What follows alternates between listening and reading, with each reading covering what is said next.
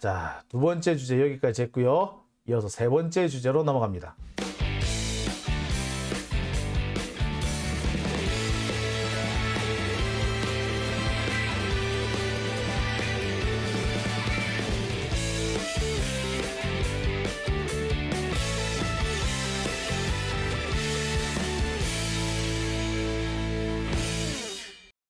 네, 오밤중의 뉴스 함께하고 계십니다. 세 번째 주제는요. 검사 특활비 왕창 날아간다. 날아간다입니다. 자, 날아갑니다. 검사 특활비가 다 날아갈 것 같아요. 검사 특활비가 80억 정도 되는데요. 이 특활비 다 날아갑니다. 검사들은 특활비 대신에 특정 경비, 특경비를 많이 좀 빼 돌려놓은 것 같아요. 바로 그것 때문에 특활비는 더 없애도 되지 않겠느냐라는 게 거의 지금 전체적으로 뭐 민주당에서는 거의 뭐 대세로 굳어졌어요. 한때 검사 특활비 반만 날리고 반은 살려주는 게 어떨까라는 얘기도 있었는데 요새는 그 얘기가 저 구석으로 쑥 들어가 버렸다고 합니다. 결국 검사 특활비 싹 날아갑니다. 그게 다 한동훈 덕분입니다. 대체로 이유는 그거예요. 한동훈이 검사 특활비와 관련해 가지고 워낙에 깐족된 게 문제죠. 깐족깐족 시비를 걸었던 게 제일 문제였던 거예요. 그런데 더 문제는 깐족깐족 시비 거는 건 둘째치고 앞으로는 이 내역을 잘 공개하겠다라고만 했었어도 이렇게 왕창 날아가진 않았을 텐데 한동훈이 향후에 이 자료를 공개하는 문제에 대해서도 미온적이었습니다. 말로는 뭐 다 할 것처럼 얘기를 해놓고 막상 공개는 또 안 하는 거야. 그러니 뭐 논란거리가 될 수밖에 없죠. 아니 그러니 당연히 야 국민의 세금을 썼으면 어디다 썼는지 밝혀야지 왜 안 밝히겠다는 거야. 그런 식으로 하면 돈 못 줘죠. 그 결과 검사 특활비가 왕창 날아가게 된 겁니다. 한동안 뭐 논란거리가 되게 많았었어요. 한동훈이 국회의원들하고 실랑이를 하면서 뭐 왜 검사한테 마약 수사를 못하게 하느냐, 마약 수사 못하게 해서 되느냐 억지를 썼어. 그래 마약 수사 그래서 뭐 니들이 하니? 천암은 다 빼주잖아. 그지? 천암 빼주는 마약 수사가 뭔 소용이 있어. 그죠? 자, 그 이후부터 그 검찰이 할 수 있는 변명, 특히 한동훈이 할 수 있는 변명이 대폭 줄어듭니다. 말을 하면 할수록 본인 스스로가 본인 얼굴에 침 맺는 이런 상황이 돼버린 거죠. 그러면서 활동비가 전액 삭감되는 단계에 이르게 됩니다. 뿐만 아니라 검찰 특수활동비뿐만 아니라 감사원 특수활동비 등 정보부처 곳곳에 숨어있는 약 1,000억 원대 규모의 특수활동비가 다 날아가게 됐습니다. 싹 날아가요. 부분적으로 어디에 썼다, 특활비를 어디에 썼다는 것을 성실하게 밝힌 경우에만 부분적으로 특활비를 지급하는 것으로 바뀌었습니다. 특활비 예산을 일부 남기고 있는 곳도 있긴 있지만 그 역시도 과거처럼 이렇게 쉽게 막 쓸 수는 없을 거예요. 검찰총장의 주머니 쌈짓돈처럼 쓸 수는 없도록 만들었다라는 거죠. 검찰과 함께 특수활동비가 날아간 대표적인 기관이 감사원입니다. 솔직하게 말해서 감사원도 그렇고 검찰도 그렇고 특수활동비가 있을 때가 아니에요. 기밀을 요하는 수사, 그것을 위해서 특수활동비가 필요한데 기밀을 요하는 수사, 원래는 국정원 하고요. 경찰 중에서도 이른바 보안과, 정보과 이런 데서 쓰던 겁니다. 국정원, 그 다음에 국정원과 같이 일하는 경찰 보안과, 뭐 옛날에는 대공과라 그랬어, 대공과. 이름도 참 좀 거시기하지 않습니까? 대공과에 대공과. 그 대공과에서 주로 쓰던 게 이 특수활동비였어요. 특수활동 그 대공권이 간첩 잡는 데란 말이야. 그 간첩 잡는 게 옛날에는 국정원 안기부뿐만 아니라 경찰서에도 간첩 잡는 부서가 따로 정해져 있었어요. 대공과, 보안과 그렇게 했었는데 이들은 당연히 보안을 유지로 하는 기밀을 요하는 수사를 하겠지. 간첩 잡으려면은 기밀을 요하는 수사를 할 수밖에 없는 거잖아요. 그런 부서에 쓰라고 원래 특수활동비를 만든 거야. 근데 지금 경찰도 그렇고 국정원도 그렇고 그거 안 하잖아요. 국정원은 국외에서 활동을 하는 게 전문이고 국내 부분에 대해서 이제 경찰이 다 가지고 왔는데 경찰도 이제 그런 특수활동비 부분은 아주 예외적으로 씁니다. 예. 거기나 겨우 특수활동비가 필요하지 나머지 부서에 특수활동비가 필요 없어요. 감사원이 간첩 잡습니까? 아니지 않습니까? 검찰은 잡아온 간첩 기소만 하면 되지. 지들이 왜 특수활동비가 지들이 검사가 뭐 간첩 잡으러 다닐 거야? 지가 오제도 검사야? 아니잖아요. 자, 그래서 특수활동비 전액 삭감이 되는 겁니다.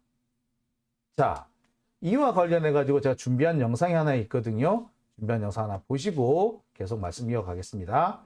윤석열 정부가 제대로 된 소명도 없이 특활비 사수에 총력을 다하고 있습니다. 민주당 특활비 TF는 11월 출범 후 국회 예결위와 각 의원실을 통해 특활비를 편성한 14개 부처에 대해 특활비 사용 내역의 소명을 지속적으로 요구했습니다. 하지만 윤석열 정부는 다가오는 20일 본회의에서 예산안 처리가 예정되어 있음에도 불구하고 여전히 묵묵부답으로 일관하고 있습니다. 윤석열 정부가 2024년 특활비로 편성한 국민혈세만 해도 1237억 원에 달합니다. 검찰 특활비의 부정사용과 오남용은 그 사례가 만천하에 공개된 만큼 정부는 더 이상 국민적 논란이 제기되지 않도록 특활비 사용 내역을 소명해야 합니다.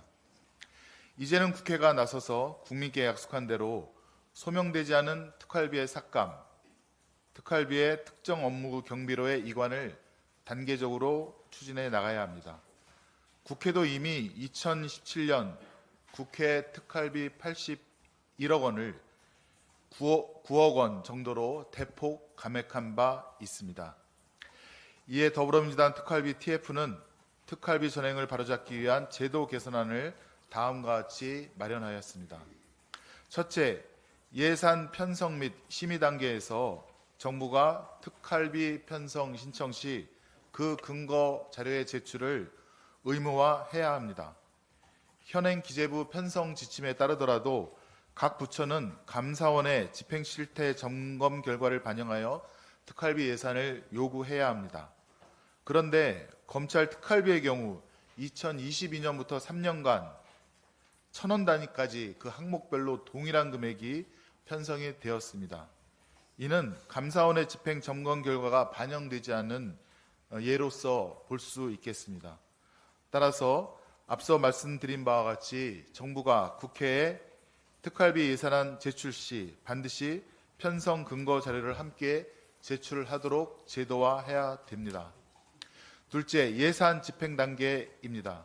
예산 집행 단계에서는 투명하고 적정한 집행이 이루어질 수 있도록 기재부의 예산 집행 지침을 개정하고 서식을 표준화해야 합니다. 특활비로 사용 가능한 항목과 금지 항목을 명확히 구분하고 현장 부서의 신청에 의해서 특활비가 편성되도록 해야 합니다. 지금처럼 기관장이 별도 장소에 현금으로 보관해 놓고 수시 배정을 하는 특활비 지급 방식은 반드시 금지해야 합니다.